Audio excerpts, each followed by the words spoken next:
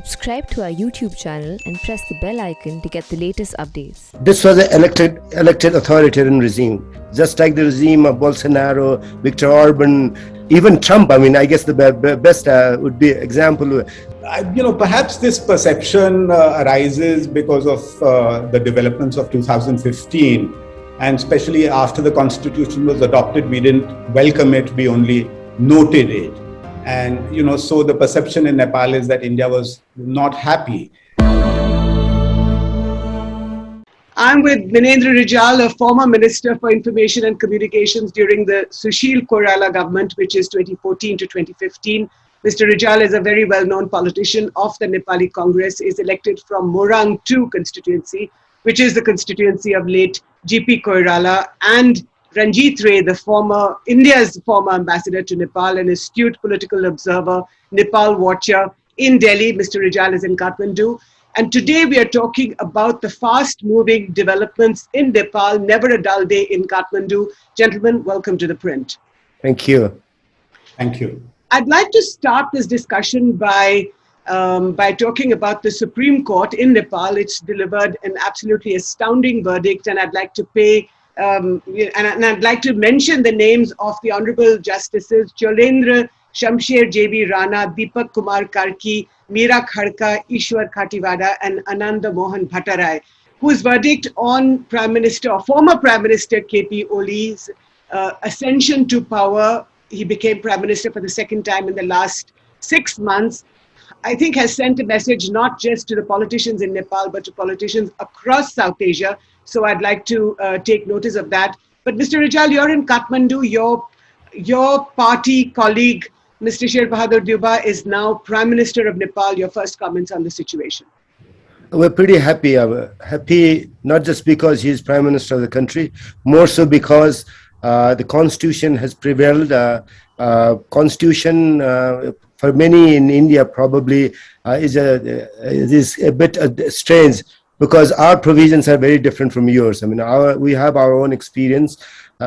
We were a democracy back in 1960 and lost democracy. There was 30-year Panchayat rule, and in 1990 we restored democracy. And from 1990 until 2005, we lost democracy again for a little over 2 years in between. When King Gyanendra took power from elected Prime Minister Sherwa Deuba, who was Prime Minister back then, and based on all these experiences, when we wrote this constitution on the executive branch of the government, we tried to make it very clear that the Parliament will not be dissolved very easily. We wanted to have a stable government because we have had very bad experience of having 12, 13 governments in a decade. I mean, that was we thought was very didn't augur well for Nepal's development. So we wanted to create an order which will guarantee that the Parliament will be there, would not be dissolved at the whim of the Prime Minister. And this is precisely what was there in the Constitution. To many, this is a very unexpected type of arrangement that we have in Nepal, and many observers in India thought when the Prime Minister wanted to dissolve it, he should have the privilege to do that. Right. And that's not what the Nepali Constitution lays as a rule for the executive branch of the government. So it's not a surprise for us. Certainly a very triumphant day for democracy, because Oli's elected authoritarian regime has come to an end. The Constitution has prevailed. Democracy has prevailed. Right. Mr. Rijal, these are strong words, that this is the end of the authoritarian regime of former Prime Minister KP Oli. Ambassador Rae, your first comments on these fast-moving developments in Nepal? Well, this is a very far-reaching judgment, and I think it has to be welcomed by everyone, and including by India. And I think the judgment has certain very, very important elements. And, one of the most important elements is that the actions of the president are now subject to judicial review. And the court has said that if the action is not in conformity with the Constitution, then the court can step in. So, this is a very significant judgment. And to my knowledge and memory, maybe I'm wrong, this is the first time that the Supreme Court has directly appointed a prime minister in Nepal. So I think this is something that legal luminaries should really study, and what kind of precedent this will be for the future. But I want to go back to what Minister Rijal mentioned. The prolonged political instability in Nepal following multi-party democracy in 1990. So the framers of this constitution wanted to ensure that there is stability, and they had two clauses. Mm-hmm. One was that a sitting prime minister who has secured a vote of confidence cannot be disturbed for 2 years. So you cannot have another vote of confidence. Right.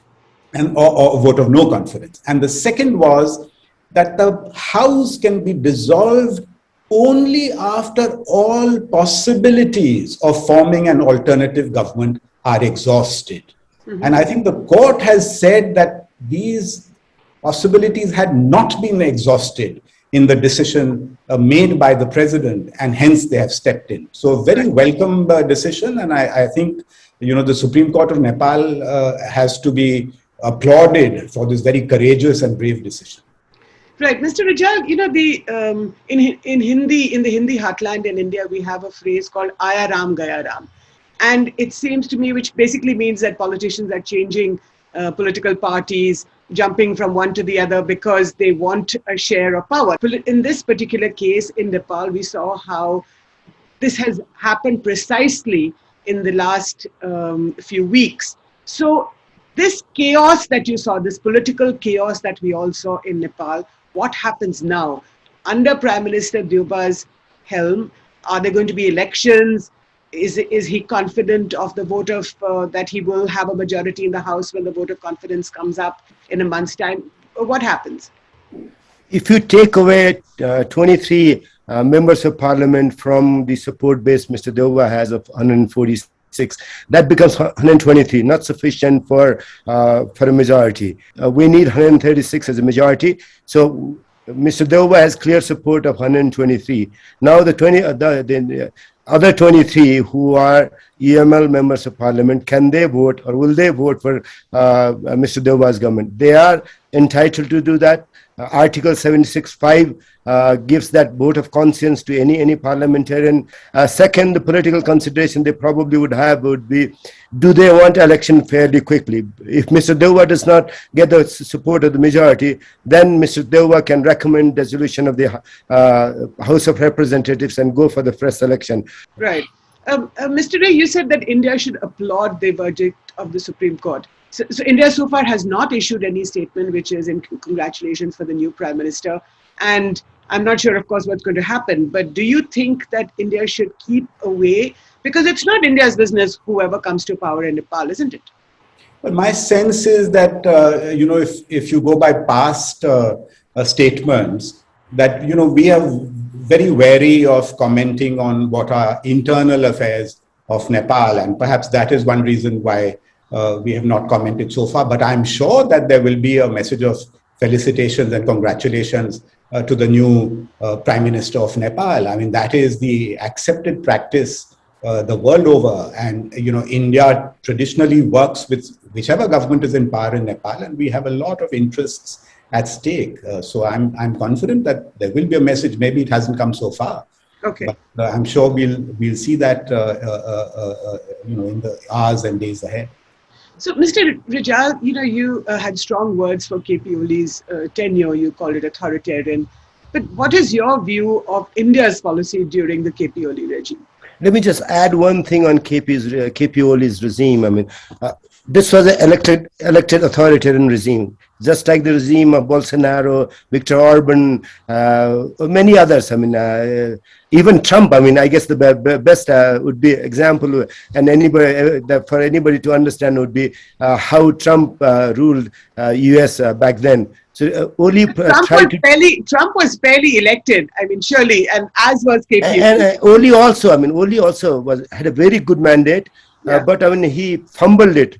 He between two communist parties, I mean, they had a popular support base of about 46%. Had he been able to keep Prachanda together, had he been able to keep Mother Nepal together, we had absolutely no shot at power. We were very prepared that we've been in opposition for 5 years, and all of a sudden, Oli does not manage his house, and he's blaming everybody, left and right, and then trying every thing that he could. I mean, immediately after the COVID pandemic, I mean, the country was in lockdown. He started political scheming, and for last year and a half, he has been scheming all through, and then dissolved the house 2 times. Both times, court has overruled him, and this probably should be something that India should take into account. Because this is triumph of democracy. This is not just triumph of Nepali Congress, or for that matter of Mr. Deva. So I mean, a triumphant democracy in Nepal would always be in the best interest of India. I mean, India has to take that very, very deeply into its policy making. But what is your view of India's policy during the KP Oli tenure? You remember that there was this big fracas over the map. I mean, under Prime Minister or former Prime Minister KP Oli, Nepal incorporated Indian territories and made a new map. So that's a different story. On that one, I guess, I mean, my position and Mr. Oli's positions are not different. We are together. I've said that in many of the Indian media also, and Ambassador Rae's position, my position are not same. We stand on 2 sides of the issue, but that should not be the only reason why Nepal and India's relation has to suffer. I mean, I remember Ambassador Rae mentioning many times, I mean, we used to be very good friends. We are good friends. He always used to tell me that there are no pair of countries in the world which have as closer ties as Nepal and India do.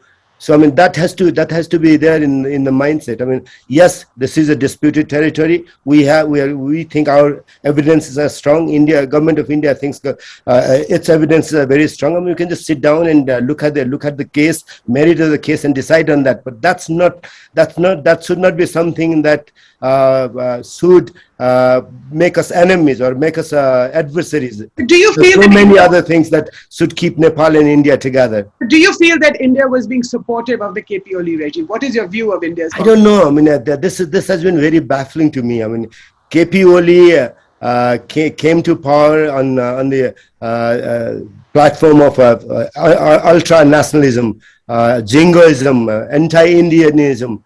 And once he was in power, then up to a point, I could hear from the Indian policy making that they're not too happy with the Oli government. And then came a point, I mean, we almost felt that, I mean, there's absolutely nobody other than Oli who could serve the best interests of India. I don't know how that changed. I mean, what is it that triggered so in Indian thinking? I do not know. I mean, it's a most baffling question for me until today. Ambassador Rae, would you like to answer that baffling question? Well, I can only say that, India has to work with whichever government is in power, independent of whether, we like the government or we don't. Because, as Minister Rijal has said, our relations are very, very strong. And there's a lot that's going on between the 2 countries. But I would just like to add that this should not in any way imply that our engagement with other political forces in Nepal is reduced. I think we have to engage with all political forces in Nepal constantly. But do you think when you say that you have to engage with all political forces, that seems to me that you're not engaging with all political forces? Why do you need to reiterate that? You see, as they say, that, Kathmandu is the rumor capital of the world. And so Kathmandu has been abuzz with rumors that India is supporting or is solidly behind the Prime Minister Oli. And, a lot of the perceptions of the other political parties have been in this direction. And I think from an Indian perspective, of course, we have to work with the government. But we should not allow a perception to develop that, other political parties are sort of, not important or do not have a priority in our engagement. So I don't know whether this perception is based on reality, but since the perception is there, I think we need to correct it.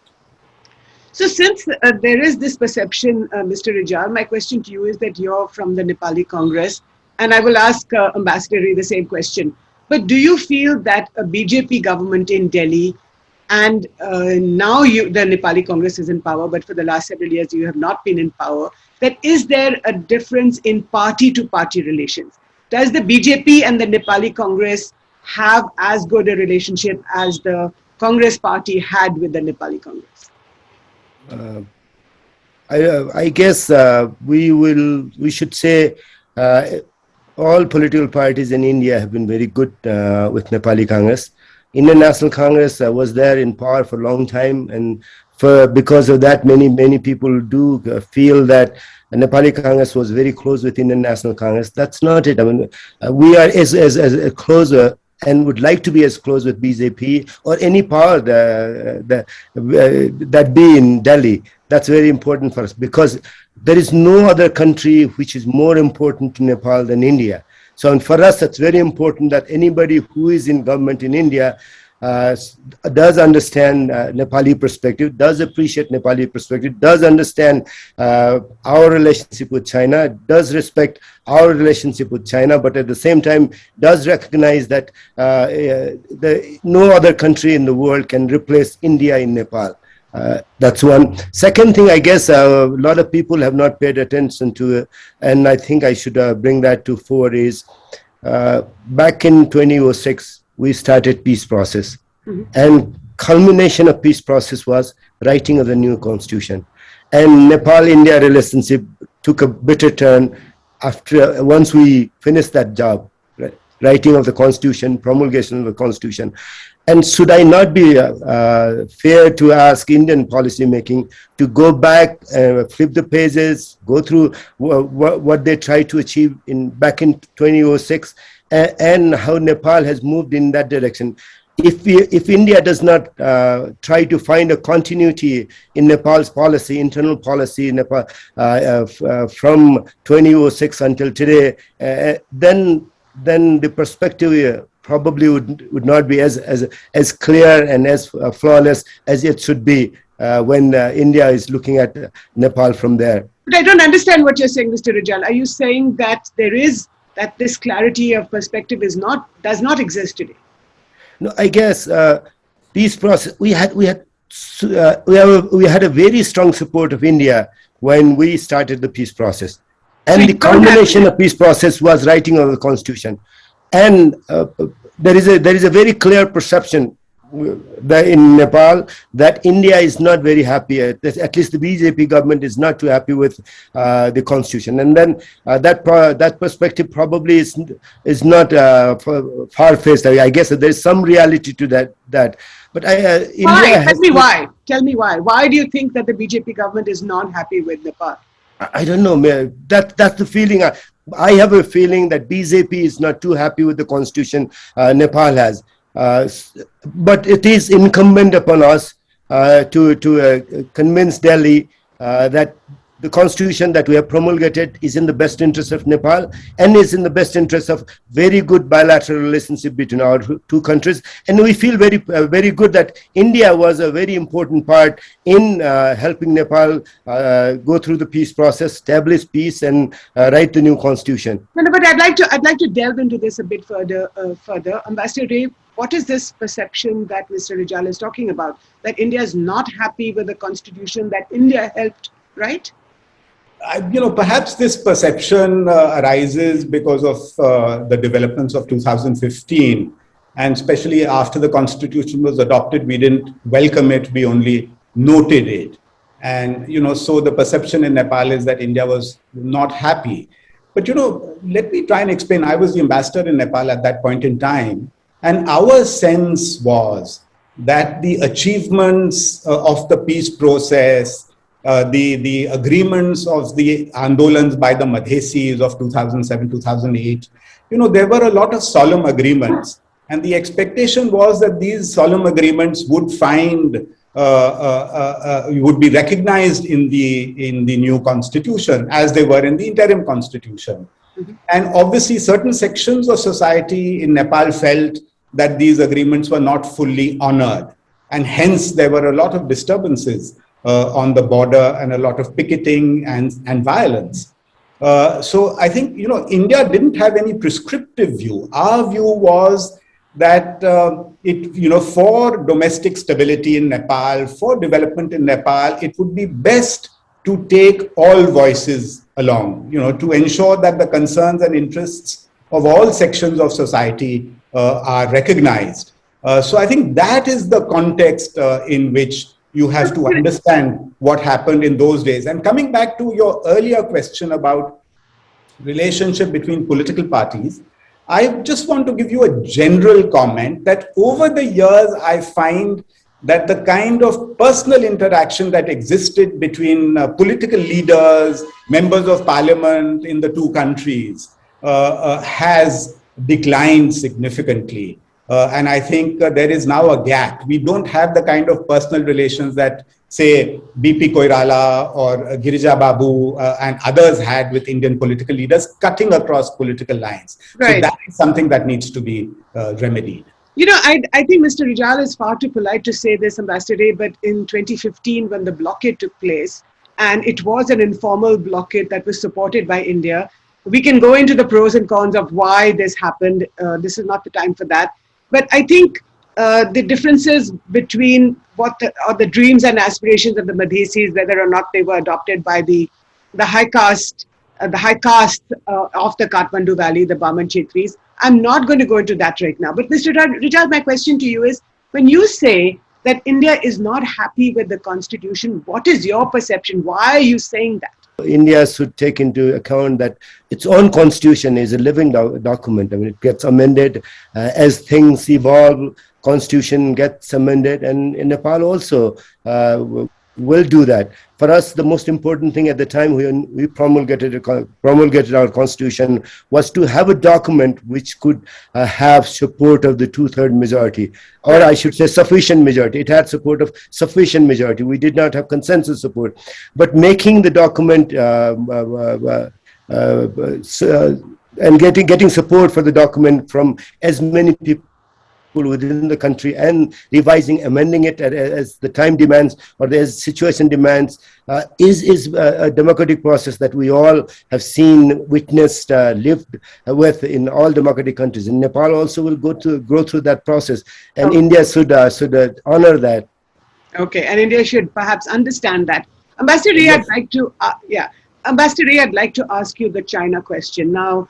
When the map was changed, when the former Prime Minister KP Oli's government changed the map, incorporated unilaterally several sovereign Indian territories, and there was a big reaction to that in India, of course. Do you think that it was the Chinese expanding influence in the KP Oli government? Why do you think they were doing that? And in your perception, what is China's influence in Kathmandu today? My sense is that since the Prime Minister Oli felt relatively isolated within his own party, he tried to drum up, popular support by once again using this anti-India nationalism card. He had done this in the elections as well earlier on. So my sense is that this redrawing of the boundaries was linked to domestic political processes in Nepal. Having said that, my sense also is that China is now willing to take advantage or exploit downturns in the India-Nepal relationship. Unlike in the past, today China is very active, very aggressive, not only in terms of its developmental activities, but also in terms of its political involvement in Nepal. And there are significant agreements between the Chinese Communist Party and the erstwhile Nepalese Communist Party. And we have seen China's strategic interest in trying to unify all communist forces in Nepal. Of course, this process has unraveled. But I would add that China is a long-term player, and if this is their strategic interest, I'm sure they will act appropriately. And clearly, this is something that India needs to to monitor and to be conscious of. Mr. Rijal, your view on the China card that India believes that Nepal is constantly playing? The perception in Delhi is a little bit regarding China's influence in Nepal. The perception in Delhi is a little exaggerated, I feel. China is our neighbor. China has always been there. Back in 1960s also, Chinese were there, and we had a very, very close and friendly relationship with Chinese also. The presence of China, our relationships with China has always been a factor. That factor was used in the past also. It's not that all of a sudden China's influence has increased in Nepal. It was there, it will be there. And India has to come to terms with the fact that China will be a player in Nepal. But I mean, China cannot replace India in Nepal. India and Nepal are very close for any other country to replace. Right. Does the Nepali Congress have a good relationship with the Communist Party of China? Yes, of course. Even when BP Koirala was Prime Minister, he visited China, had a very fruitful meeting with Chairman Mao Zedong back then. And even before BP Koirala, our bilateral relationship started from 1953 when Thanka Prasad Acharya was Prime Minister. Monarchy in Nepal was always very mindful of the fact that China was on our northern side, is an important neighbor.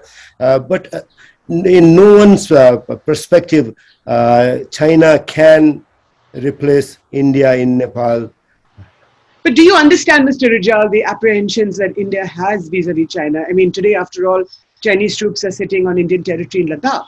So do you understand that this expanding Chinese influence is also somewhere is upsetting for India?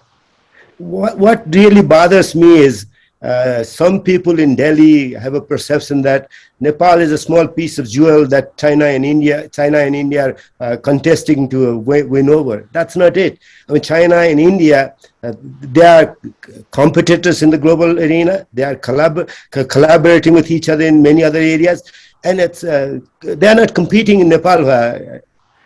So, I mean, if you kind of think that Nepal, either anything that you do not like to see in Nepal or anything that you feel Nepal has done in its own interest, independently of any other external influences, if you start construing that as Chinese influence or done at the behest of Chinese, I mean, that would be a wrong perception. When the territory issue came up, when we drew the new map, and when I was interviewed in some of the media in India, and Indian media tried to portray Prime Minister Oli as a Chinese agent. I mean, that's the exaggerated feeling of it. Please,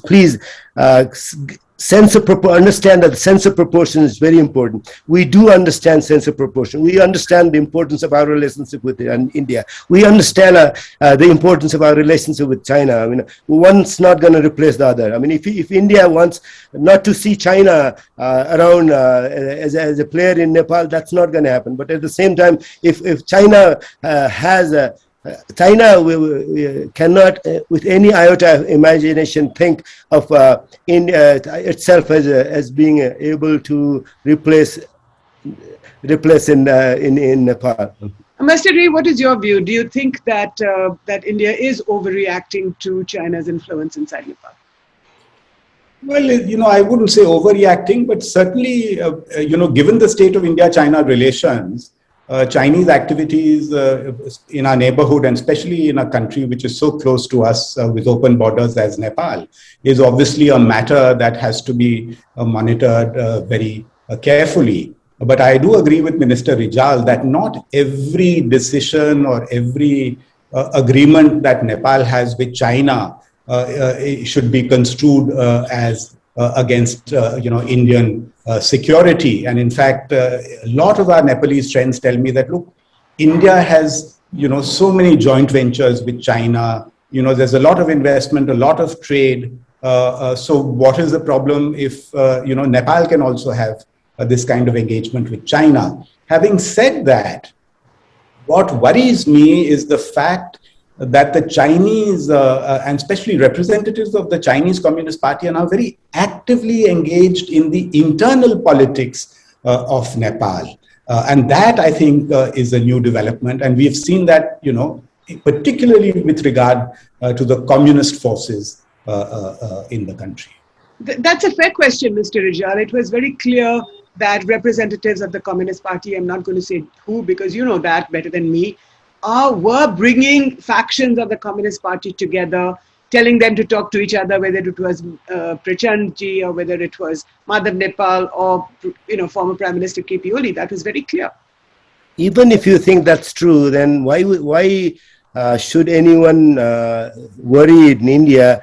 Because they have failed utterly. Then, if the objective was to bring communists together, they have split. The government has come down because the communists have split. So you should be giggling on their failure then, if that were the right assumption. Ambassador Ray? Well, this is, I think, it's certainly a very interesting development. But everything in politics is transitory, and countries are long-term players. So let's see how the situation evolves. So I do want to. Let me just add one point. Sure. Micromanaging internal politics of any other country would always be very difficult, will be very elusive for any country. And I guess Chinese are less experienced than probably India on that one. Well, I'm not sure whether that's true or not, but I do want to ask you, Mr. Rijal, are you aware, and in fact your own government, departments in your own government have said this more than a year ago, because all of last year was the pandemic, that parts of territory in northern Nepal near the China border, especially around the Mustang area, have been taken over by the Chinese. Are you aware of that?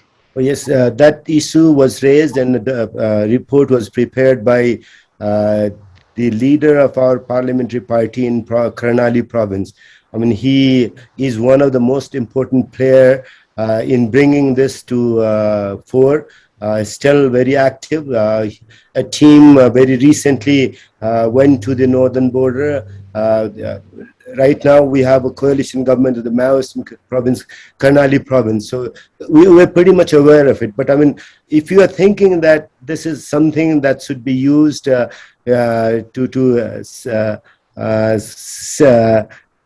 take away the attention from the dispute we have with India on the western border, then this probably would not be the right thing to do. So we have certainly some problems with China, and certainly problem of Kalapani, Limpia, Thura, and Lipulek is even more important. And we should also take into account of the fact that immediately after the Sino-Indian War, this territory became important, and then presence of Indian Army has started since then. So we understand the jitteriness that Delhi has, but at the same time, Delhi has to come to terms with the fact that this was Nepal's territory, or at least should be willing to sit down and examine the evidence of both sides. So while India and Nepal, talk to each other about these differences in perception about these territories, my question is back to you. You say that you are aware of China having taken over territory in northern Nepal, but have you taken it up with the Chinese? How upset are you? How angry are you? Are the Nepalis upset at all about this? Our party submitted a memorandum to then government led by Mr. Oli. Now we are in government. Now it is incumbent upon us to raise this issue bilaterally. This is not something that should be played as or I should put it this way. Yes, this is important, but at the same time, this does not give the pretext to jeopardize our friendly relationship with China, and in the same spirit as Kalapani, Limpia. But are you going to provide a pretext for jeopardizing our relationship with India? Of course, I get that. That is a separate issue. But are you going to raise this issue with China? Of course. So do you do believe that? Diplomatically, yes. In the way we should do it. But you do believe that China has taken territory in Nepal? The report submitted by the leader of the parliamentary party of Karnali province is a very strong evidence that territory that China possesses today is not part of the Chinese territory. That is Nepali territory. But this is something that we need to pursue with the Chinese government. But this should not be something that should be shouted out on the street. There are ways to resolve these issues, and we would like to resolve border issues with India, like to resolve border issues with China. Any two neighboring countries do have and can have border issues, and we should be resolved in a nice and diplomatic fashion. Right. Ambassador Ray, you have the last word. How do you think going forward with the new Nepali government, can India resolve the boundary question that Mr. Rijal is speaking so eloquently about time and again? So first and foremost, I want to say that we are very confident of the evidence that is available with us that these are Indian territories, and these go back hundreds of years. Okay. Obviously, there's a difference of perception, and clearly, at some stage, I think we would need to sit across a table and discuss these perceptions and see how we can move forward. Now, the problem that India faces is that any agreement on the boundary between India and Nepal would need to be ratified by a 2/3 majority of the Nepalese parliament. And so with what confidence can we negotiate with a Nepali delegation if we don't know that that agreement will find ratification in parliament? So some sort of commitment of the leaders of the political parties represented in the Nepalese parliament would be required.